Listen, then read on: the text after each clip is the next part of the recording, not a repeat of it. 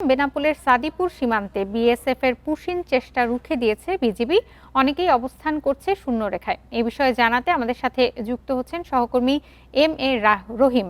রহিম, এই মুহূর্তে সেখানকার পরিস্থিতি কি জানাবেন? এখনো কি শূন্য রেখায় সবাই অবস্থান করছে কিনা আমাদেরকে জানান। আপনি জানেন আসলে বাংলাদেশে ভারতের মধ্যে সম্প্রতি সময়ে বেশ কিছু বাংলাদেশিকে ঠেলে পাঠানোর যে প্রতিযোগিতা বা বিভিন্ন জায়গাতে যে প্রতিহতের যে ব্যবস্থাটি, যে ইতিমধ্যেই আমরা যশোর জেলার অপোজিটে যে সাতক্ষীরাতে বেশ কিছু বাংলাদেশিকে ঠেলে পাঠানোর চেষ্টা বিজেপি রুখে দিয়েছিল। অন্যদিকে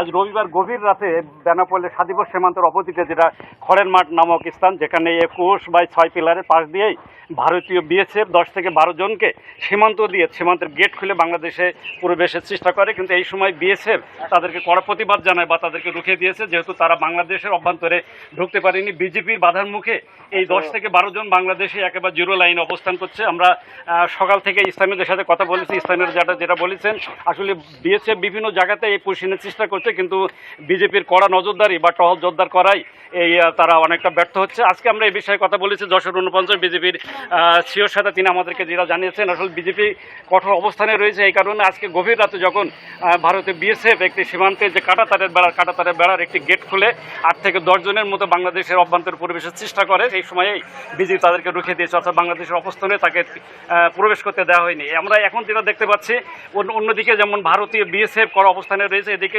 বিজেপি বেশ কিছু প্লাটুন এখানে বিজেপি মোতায়েন করা হয়েছে। সীমান্ত এলাকাটা যেন এখন বিজেপিতে ভরে দেওয়া হচ্ছে। বিভিন্ন জায়গায় তারা টহল বসিয়েছে, নজরদারি বাড়িয়েছে, বা একদম সীমান্ত জিরো লাইনের কাছেও বিজেপি তাদের কঠোর চৌকি বসাইছে, অর্থাৎ তাদের প্রতিরোধ ব্যবস্থা গড়ে তুলেছে। বিজেপি কঠোর অবস্থানে রয়েছে, কোনোভাবেই যেন ভারত থেকে তাদের ঠেলে দেওয়া বাংলাদেশে যেন প্রবেশ না করতে পারে, এভাবে তারা নজরদারিতে রয়েছে। আমরা একটু দেখানোর চেষ্টা করছি যে অনেক দূরে আমরা যেটা দেখানোর চেষ্টা করছি, এ পাশেই যে কাঁটাতারের বেড়া যেটা আপনারা দেখতে পাচ্ছেন, ওখানে কাঁটাতারের বেড়ার পাশেই যে বেশ কিছু মানুষকে এক জায়গায় জড়ো করে রাখা হয়েছে। এখানে নারী রয়েছে, শিশু রয়েছে, পুরুষ রয়েছে। অনেকক্ষণ তারা এখানে মানবতার জীবনযাপন করছে।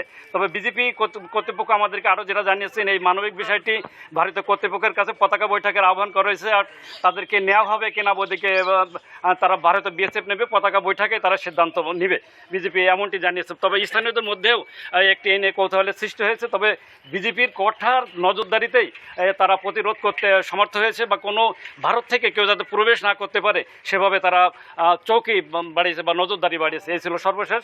আমি পরবর্তী সংবাদে এই বিষয়ে পুশিনের বিষয়ে আপডেট জানাতে পারবো। বেনাপোলের সাদিপুর থেকে জানাচ্ছিলেন সহকর্মী রহিম।